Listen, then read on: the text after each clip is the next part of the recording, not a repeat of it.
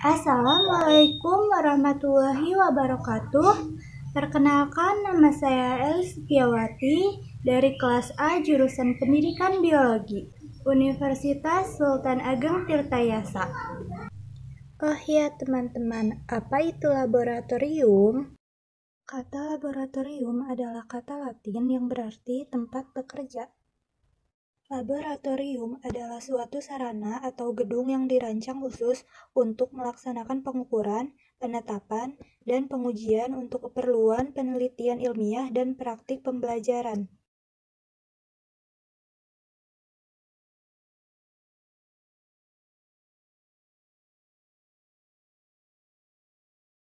Jenis laboratorium dari tujuan dan fungsinya dibagi menjadi: pertama, laboratorium dasar untuk memperkenalkan dan memahami konsep dasar.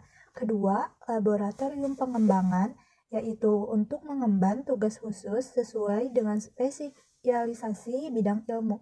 Yang ketiga, ada laboratorium metodologi pengajaran, yaitu untuk wahana dan tempat pengembangan kompetensi pedagogis atau keguruan bagi guru.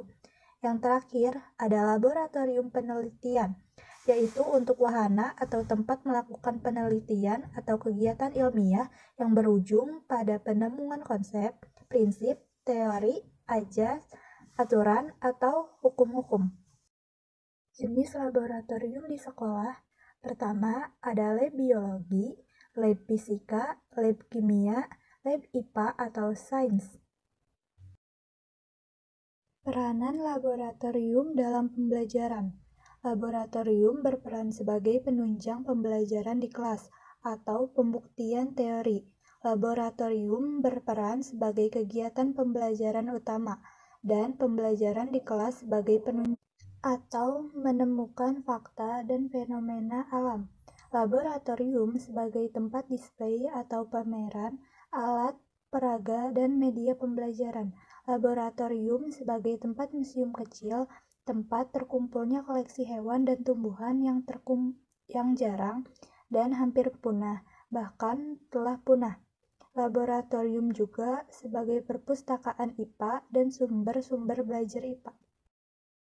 Desain laboratorium.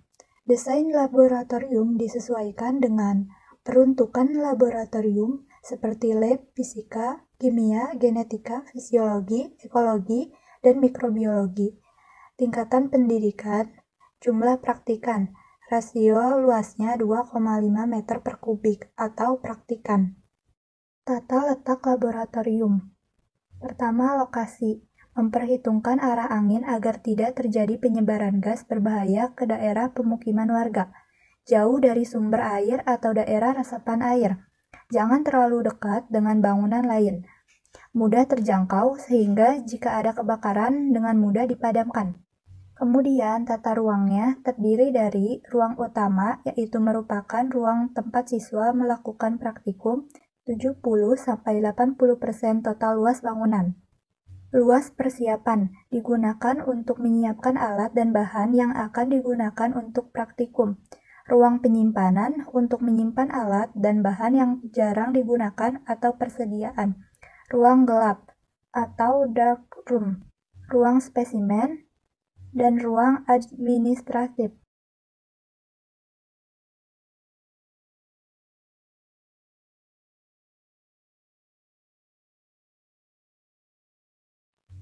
Peraturan umum di laboratorium. Oh ya teman-teman, pasti kalian sudah sering dengar kan? Peraturan umum di laboratorium itu apa? Pertama, kita dilarang makan atau minum. Yang kedua, dilarang merokok karena mengandung potensi bahaya. Yang ketiga, dilarang meludah akan menyebabkan terjadinya kontaminasi. Yang keempat, jangan panik menghadapi bahaya kebakaran, gempa, dan sebagainya. Kelima, dilarang mencoba peralatan laboratorium tanpa diketahui cara penggunaannya. Keenam, diharuskan menulis label yang lengkap, terutama pada bahan-bahan kimia. Ketujuh, dilarang menghisap atau menyedot dengan mulut segala bentuk pipet.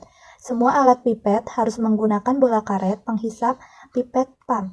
Kelapan, diharuskan memakai baju laboratorium dan juga sarung tangan dan Google, terutama sewaktu menuang bahan-bahan kimia yang berbahaya.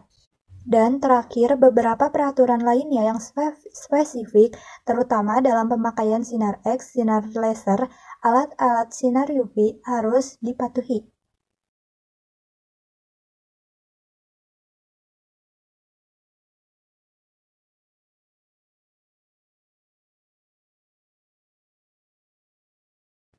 Ini pintu laboratorium, ayo kita masuk.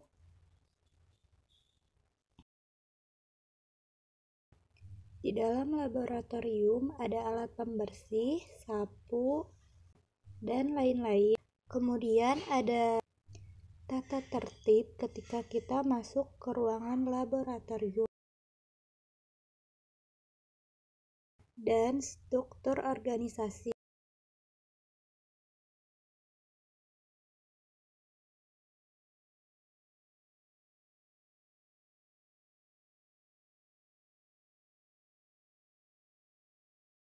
Di atas meja ada alat pembersih yaitu lap, kemudian kemoceng, kabel, botol, kemudian ada alat gelas ukur dan pipet yang sudah terpakai. Alat peraga di dalam ruangan tubuh ada meja dan kursi, tetapi meja guru lebih tinggi daripada meja muridnya. Ada papan tulis, alat peraga,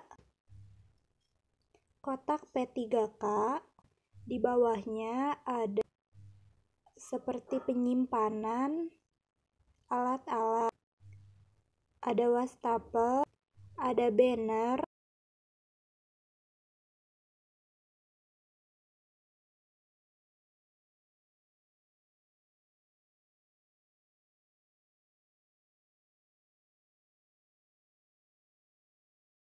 di sisi lain juga terdapat banner. Dan lab laboratorium ini memiliki dua pintu, yaitu pintu utama dan pintu belakang. Menurut saya, lab biologi ini memiliki kekurangan, yaitu tidak ada alat pemadam kebakaran, penerangan yang kurang, kerapihan tata letak pada barang tidak rapi, dan minim ventilasi.